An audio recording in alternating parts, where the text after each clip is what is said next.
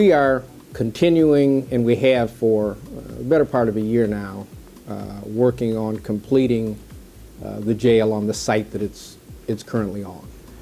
And the main reason for that is the least costly site for the Wayne County taxpayers who are going to have to pay for it. We're not particularly in love with whether it's there or somewhere else.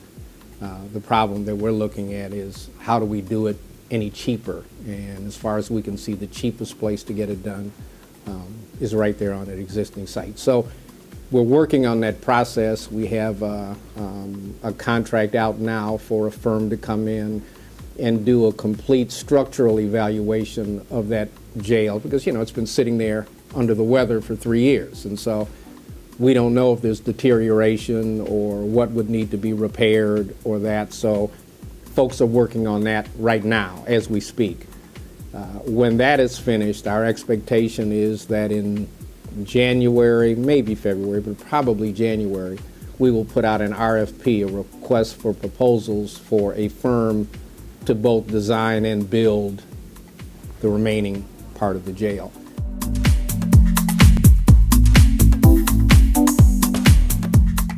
Well, we love soccer, and the mayor loves soccer too, but we're not convinced that it has to be on that site. You know, I think that professional soccer, was it Major League Soccer, will actually have a franchise in Detroit. We're like #1 on their list of cities to expand to. And if you talk to them privately, soccer, they're not married to the jail site as the only opportunity for them. They want to come to Detroit. You know, if some miracle occurs and we get a better deal financially so that they can have the existing jail site, I mean, I guess we would entertain that, but I don't see that happening. But I do see soccer coming to Detroit. The mayor is firmly committed to trying to bring soccer here. I'm firmly committed to trying to bring soccer here. And the league seems happy with this location. So I think that's going to happen.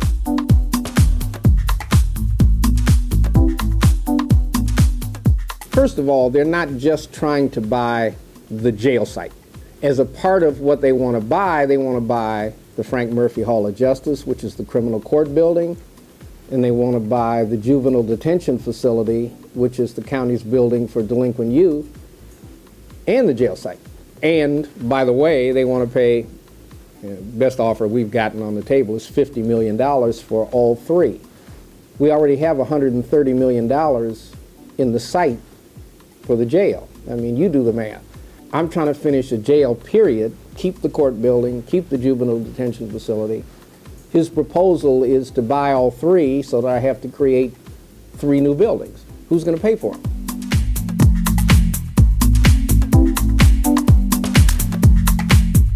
Taxes are collected by the Wayne County Treasurer, okay, who's a separate elected official. He runs his own office. But he's been working on just doing that. So now, for example, we have kiosks in Rite Aid stores where people can go in, pay their taxes right in their local communities at the Rite Aid store. We're trying to expand that so that people don't have to keep coming downtown, finding parking, those sorts of things. So and it's starting to work well. The last couple of months, a lot of taxes have been paid at those kiosks. And if that continues to be something that makes sense, we'll spread it out throughout the county, and that'll keep a lot of people from having to come down and be inconvenienced.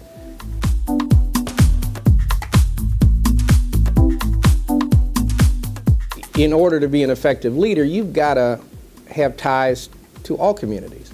And I think you will see, if you look through my administration, many Arab Americans that have prominent positions in my administration. It's not just because they're Arab American, it's because they're extremely competent and they bring a view to me of concerns in their community that I might not have known otherwise. And we're always looking for talent.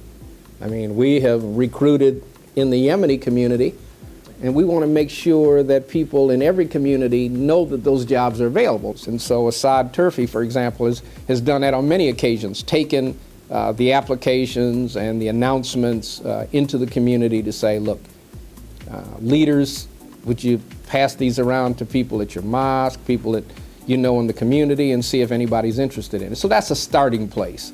Absolutely. And recruiting's a big part of that, because talent doesn't have any particular color, gender, anything else. Talent is talent. But you also want that talent to be representative of the county, because I think you make better decisions when you have a group of people with diverse backgrounds. It just helps.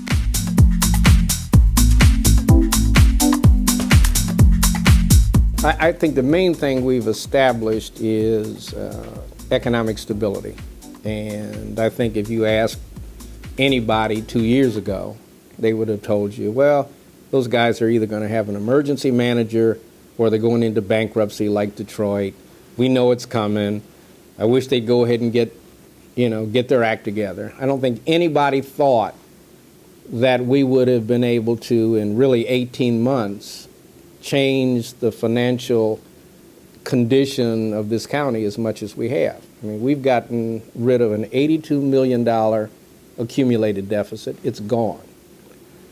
Our structural deficit that passed on from year to year at $52 million is gone. We have a balanced budget, and in fact, in the last fiscal year, we had a $32 million budget surplus.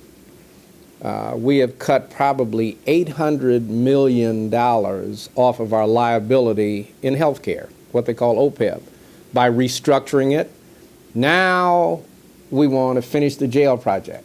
Now we want to rehabilitate the courthouse, because it needs some real work.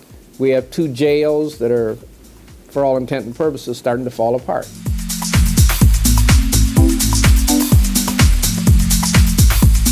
Well, we've got 43 communities, and my real message to all of the communities is I see my job as assisting 43 communities, not being the boss of 43 communities. And so I want to develop the relationships with each community so that the county can help whatever that community sees as their big projects and the kinds of things that they're trying to work on. At the end of the day, our future has to do with increasing our population. And to do that, we got to increase jobs, and we got to increase opportunities for people to live in Wayne County.